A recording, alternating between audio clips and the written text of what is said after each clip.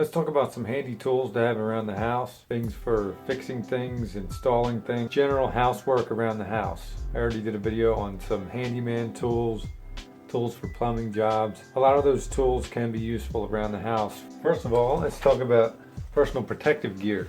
Always protect yourself, protect your eyes, your ears, and your lungs. When you're going to be going into things, cutting things, working with any kind of material like dust that'll kick up dust, drywall dust, stuff like that, use a dust mask. You can get boxes of these, they're disposable. So these dust masks will save your lungs.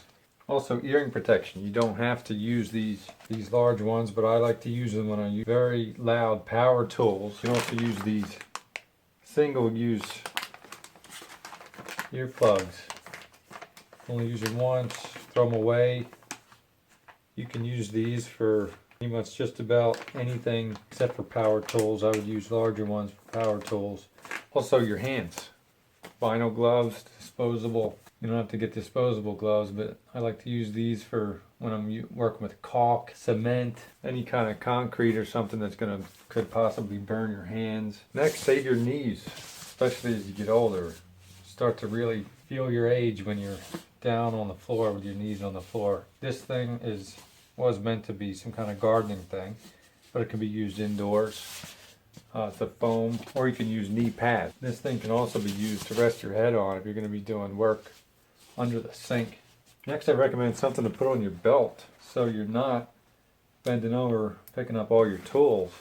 This can be used to clip on your belt. You don't need a large tool belt, just something to put whatever the tools you need for that day. I like to have a little flashlight in there, short screwdriver, and then my large ratcheting screwdriver with extra bits, something for drywall. I like to use some kind of straight pick when you're figuring out where to drill in drywall. Your phone will have a calculator, but I like these dollar store calculators. It's just large buttons, really easy to get to divide up, getting the center of a wall and stuff like that. I like to put that in here. Of course, notes. You need a floral pattern, but a little notepad and pen, pencil. If you're going to be mounting a lot, I recommend some kind of a large eraser in there. And of course, various pencils, different colors for different walls. You might have a darker wallpaper or something. It'll be harder to see a regular pencil. Red pencil, similar reasons. This is a 7/32 bit for TV mounting.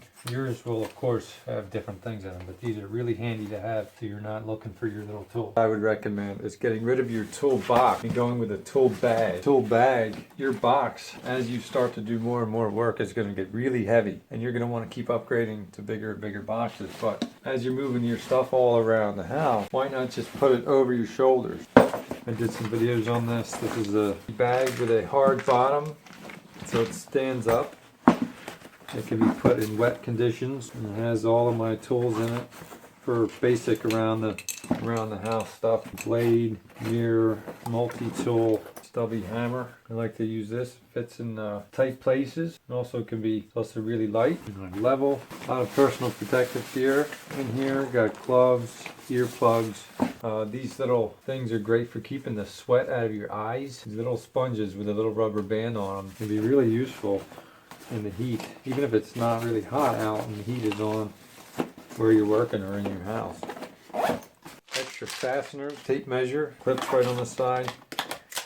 And if you're going to be doing a lot of mounting, I recommend just a metal ruler, either 24 or 36 inches. It's much easier to put on the wall and get an accurate measurement than trying to use this on the wall. It's not really meant for that. Not really conducive for getting a good measurement on the wall. Plus the tape will start moving around on you. This thing will really help you out. Now, as far as mounting goes, good to have a level with a little magnet on. This is a tiny thing that probably came with some TV mounting kit. But I like to use this one. It's accurate, it's small, fits in your pocket. Level is essential for getting your TV mount up. You can use the magnet to put on your TV mount. Whether you're doing mounting or woodworking or furniture assembly, in all is essential. You can put it in, you can just kind of make an indentation in the wood and then get your screws started. You can put it in the drywall to get an accurate position of wherever you're going to mount your item. You can use a straight pick as well. I like to use this on drywall to not just mark the position, but to poke it all the way through to see if there's anything behind the drywall. You'll be able to hear and feel if you hit a pipe or even a wire. And speaking of electrical stuff, headlamp. So you can use both hands. Headlamps are essential for anybody doing any kind of work in the dark when you're going to be turning the lights off, or not even just turning the lights off, just doing any kind of work where you need both of your hands. If you are going to be doing any kind of electrical work, this is an outlet tester. It's also a circuit finder. You put this in an outlet and then press this button and bring this down to the circuit box, the circuit breaker box, and then this will beep where you're on the correct circuit, because they're not always labeled properly. Other things, a non-contact voltage tester. What this does is it tests to see if a wire is hot, if there's electricity going through it. Always test it on a wire that you know is hot first. It'll beep and light up, and then just put it up against any kind of wire or cable that you're trying to see if there's electricity going through it. You can also use a voltage tester. This is just a simple voltage tester. Works with either 220 or 110. You'll have one or the other depending on where you live. And you can test, for example, an outlet. If you take the cover off, test the hot lead on the brass colored screw, and then the black one on any metal, and it should go to ground, and it should light up if there's power going to it. That's if you don't have one of these.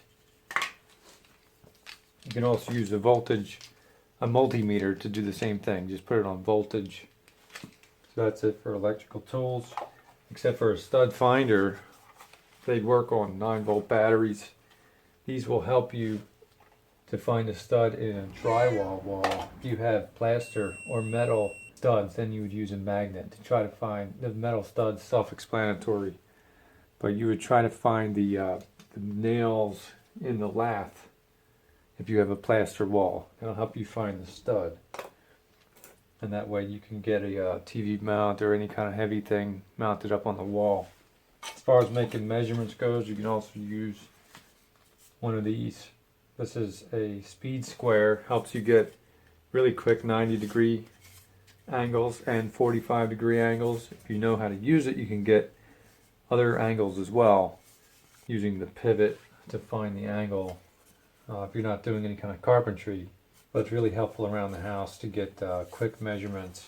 Other things, pry bar, little pry bar. Think of all the different times, not just taking nails out and stuff, but separating two surfaces. And this can easily do that, and it's small, fits in your tool bag. One of these little angle screwdrivers for hard to reach. This is perfect for hard to reach. This is a number 1. I also have a number 2 Phillips and flat, and it's great for getting hard to reach screws.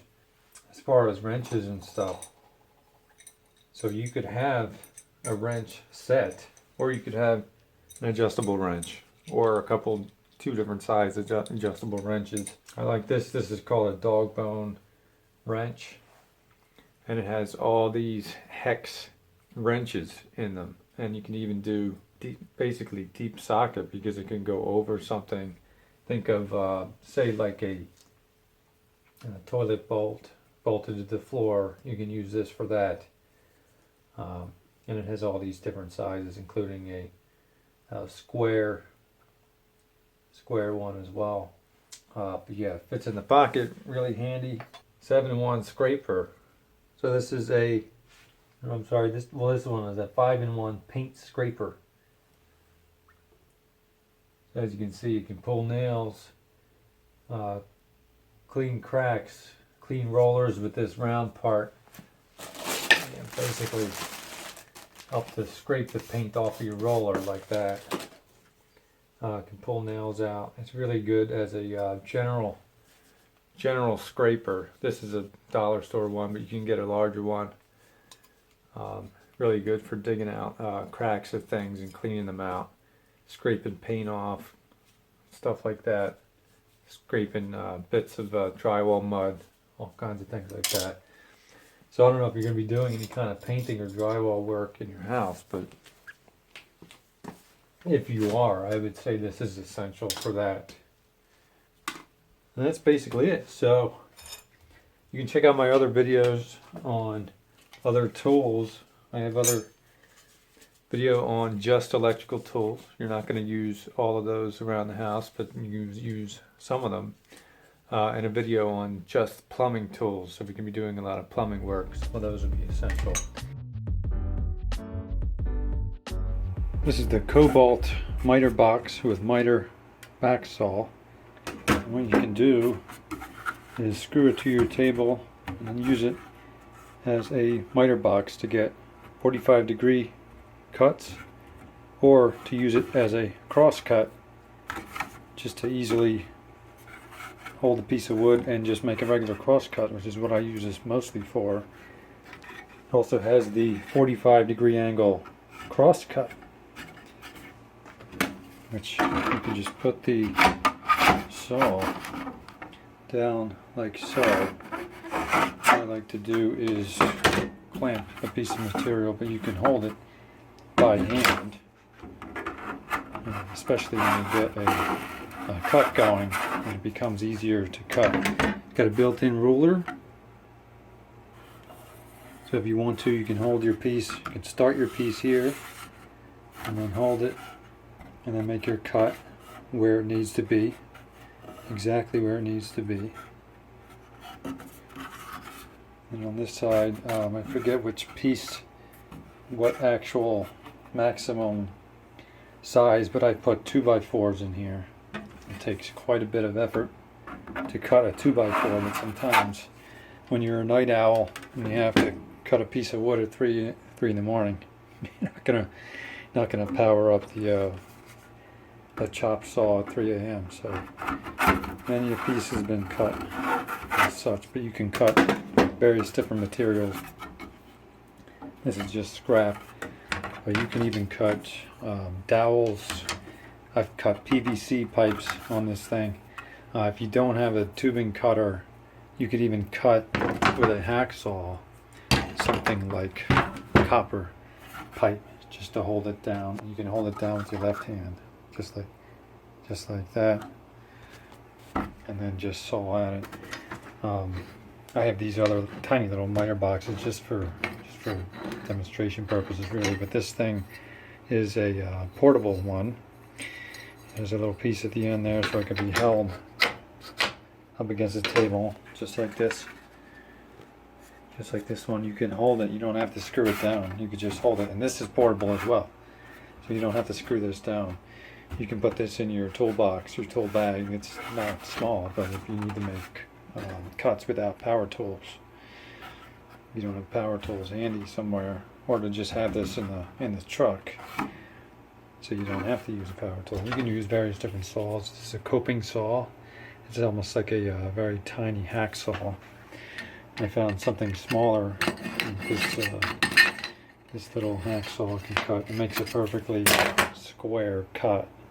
Same with this. If you're cutting tubing or something, PVC pipes, it'll make a perfectly square cut. You can even, if you have raceway for TV mounting, you can cut it on this, even on this. Smaller, I like to keep this in the bag because it's small.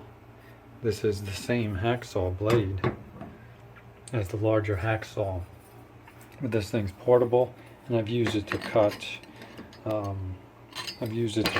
Raceway for hiding wires, for hiding cables for TV mounting. If I had this thing with me, it would have been easier. I could just put this on the edge of a table or even the edge of a toolbox, hold it, and then make sure it's perfectly square. You can use, like I said, you can use a hacksaw not to cut wood, but other material in there. And you can conceivably use this to cut that as well. But this is perfect for cutting wood. And then this thing is mostly for portable, for cutting,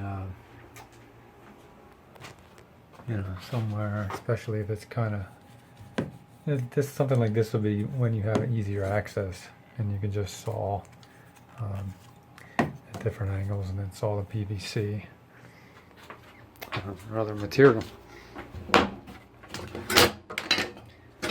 So yeah, Definitely a must-have for any homeowner or handyman, especially if you're going to be not sure if you're going to have your power tools with you.